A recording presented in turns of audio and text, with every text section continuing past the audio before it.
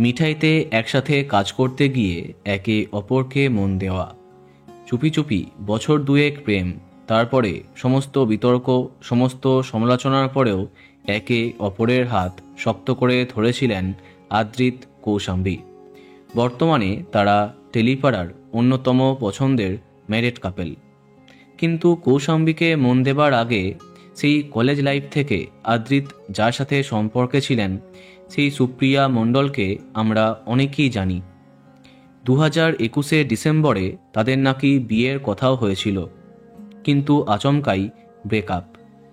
এই সমস্ত কথা আমরা জানি, কিন্তু অনেকেই হয়তো জানে না আদ্রিতের আগে ইন্ডাস্ট্রির একজনের সাথে চুপিসারে অনেক বছর সম্পর্কে ছিলেন কৌশাম্বী।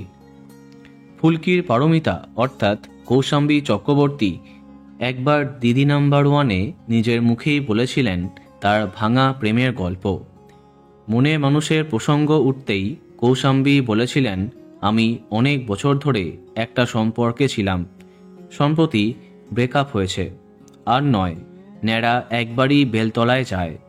একদম ছোটবেলা থেকে প্রেম করেছিলাম, ও এই ইন্ডাস্ট্রি ছিল, তবে অভিনেতা নয়।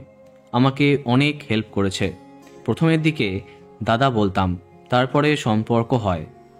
ন্যাড়া বেলতলায় একবারই যায় এই ধারণা সময়ের সঙ্গে পাল্টে যায়।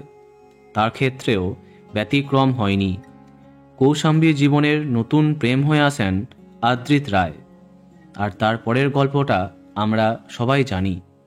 তো বন্ধুরা, অভিনেত্রীকে তোমার কেমন লাগে কমেন্টে জানাতে পারো। আর এই রকমই আরও অনেক ভিডিও পেতে সাবস্ক্রাইব কারেন্ট বস। ধন্যবাদ।